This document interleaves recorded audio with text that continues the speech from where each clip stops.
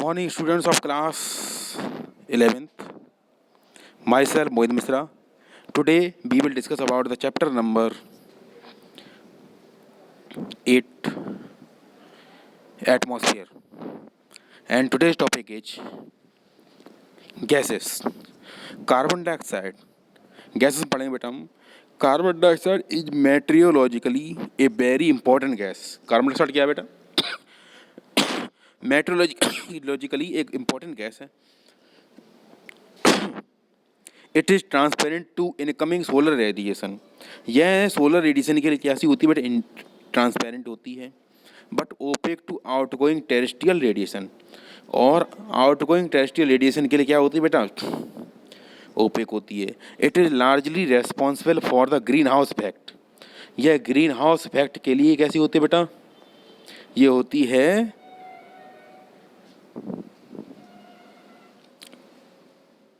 responsible. The volume of carbon dioxide has been rising in the past few decades mainly because of the burning of fossil fuel. जैसा कि आप लोग जानते ही हैं कि हम फॉसिल फ्यूल का इस्तेमाल करते रहते हैं, जैसे कि आपका कोल है, पेट्रोलियम है, okay etcetera.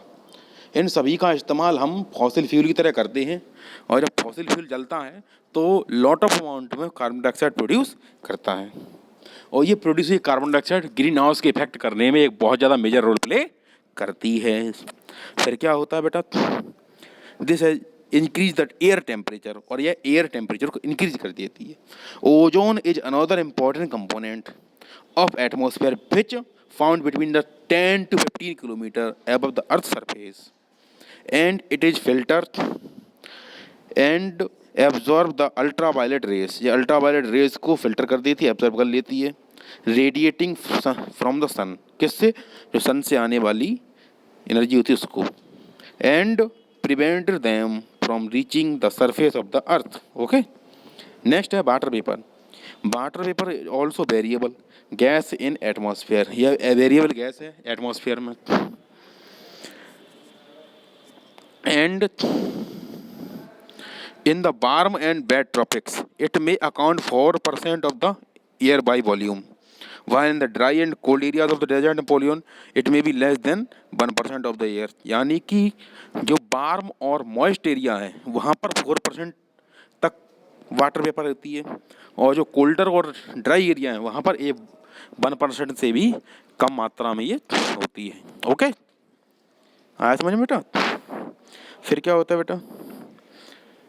It may be less than a water vapor also decrease from the equator toward the pole. पोल से ले इक्वेटर से पोल की ओर जाते रहती हैं तो वाटर वेपर कम होती जाती है. It also absorb part of the insolation from the sun and prevent the earth radiation heat. ये क्या करती है? सूरज से आने वाली गर्मी को सोख लेती है और हमें ज़्यादा गर्मेशन बचाती है. ओके. अब आ जाती डस्ट पार्टिकल. डस्ट पार्टिकल क्या है? Dust particles are generally concentrated in the lower layer of the atmosphere. Dust particle क्या होते हैं? एटमॉस्फेयर की लोअर लेवल पर ये कंसनट्रेटेड हैं. Yet convectional current may transport them to a great height. लेकिन एयर की जो कन्वेक्शनल करंट होती है उनको डस्ट पार्टिकल को काफ़ी ऊंचाई तक पहुंचा देती है. The higher concentration of dust particle is found in subtropical and tropical region due to dry winds in comparison to equatorial and polar region. Dust and such particles act as hygroscopic nuclei होते हैं around which water vapor condense to produce cloud.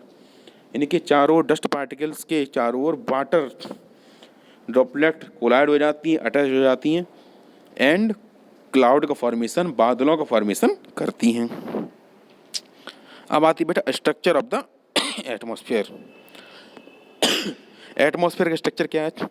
The atmosphere consist of different layers with varying density. Atmosphere क्या करता है?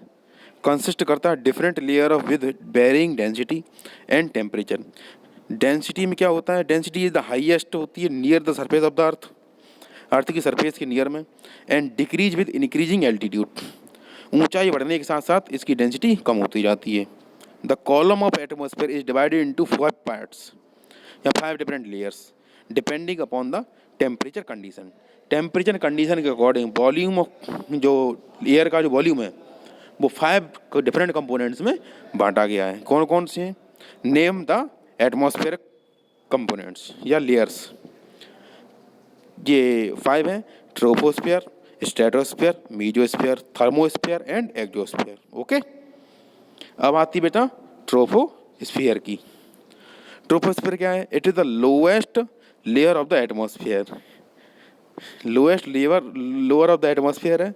And number 2, thickness of the troposphere is greatest at the equator because heat is transported to the great height by strong convectional currents। इसमें troposphere की जो thickness होती है बेटा वो सबसे ज़्यादा होती है इक्वेटर के पास। इसका कारण क्या है कि सबसे ज़्यादा ऊंचाई पर हीट क्या होती है? ट्रांसपोर्ट होती है एंड स्ट्रॉन्ग कन्वेक्शनल करंट के कारण ये प्रोड्यूस होती हैं। अब क्या होता है? This layer contain dust particle, यह लेयर जो होती है डस्ट पार्टिकल को कंटेन करती है एंड वाटर वेपर को। All changes in the climate, सभी प्रकार के क्लाइमेट में होने वाले changes and weather take place in this layer, इस लेयर में टेक्स प्लेस होते हैं। Number 6, its average height is 13 kilometre. इसकी एवरेज हाइट कितनी है बेटा? 13 किलोमीटर है।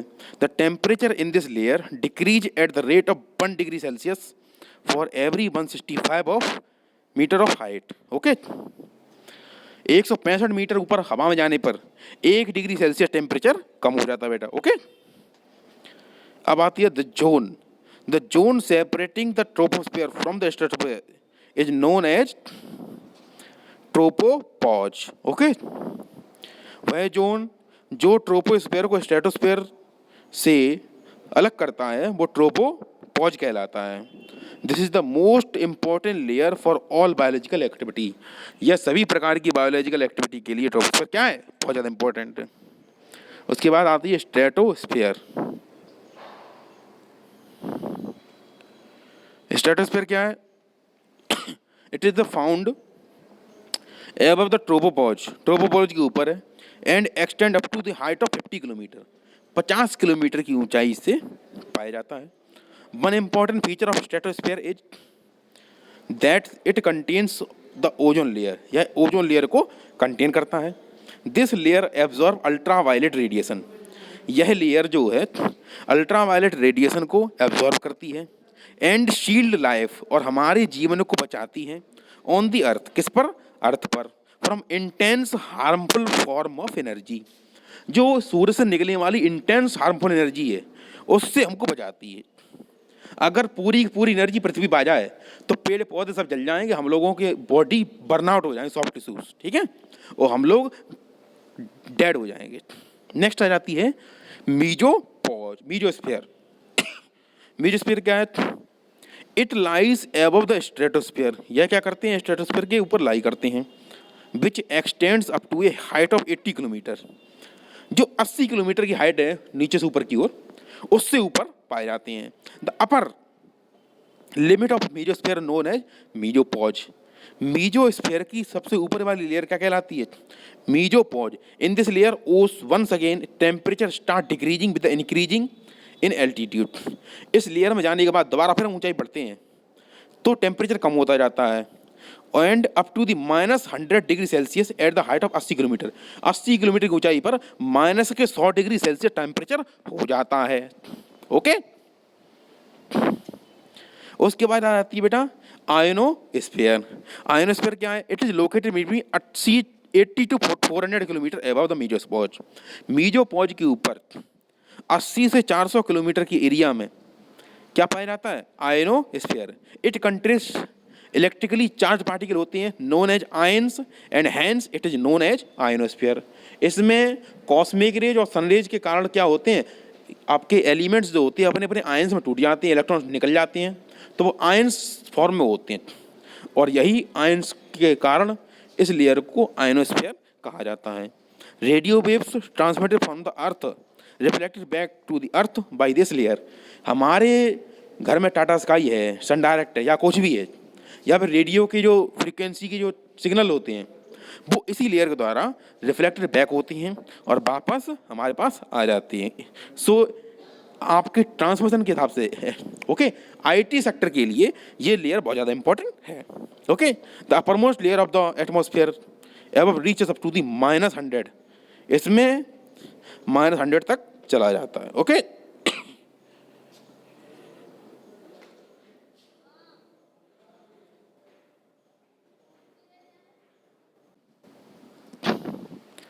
अब आती है बेटा बात एक्जोस्फीयर की। The atmosphere is known as the exosphere. The thermosphere जो होती है उसको नोन एक्जोस्फीयर कहा जाता है। दिस इज हाईएस्ट लेयर होती है but very little known about it. ठीक, इसके बारे में हाईएस्ट लेयर है और बहुत कम जानकारी है। Whatever content are there these are extremely rarefied in this layer and it gradually merge with the outer space, और ये धीमे धीमे आउटर स्पेस से मर्ज हो जाती है। ओके अब आती है बात elements of weather and climate temperature. इन सभी को प्रभावित करने वाले जो एलिमेंट्स होते हैं वो कौन कौन से होते हैं देख लेते हैं। The main elements of atmosphere which are subjected to change and which influence human life on earth are temperature है, प्रेशर है, विंड है, ह्यूमिडिटी है, क्लाउड, प्रेसिपिटेशन। यही सारे एलिमेंट्स मिलकर के क्या बनाते हैं, आपके वेदर क्लाइमेट बनाते हैं। Okay so this is all about today's topic. It is the end of the topic and chapter. I hope you will enjoy. We will meet you in next another video in next topic. Till then, keep learning, keep doing your homeworks. Bye bye students.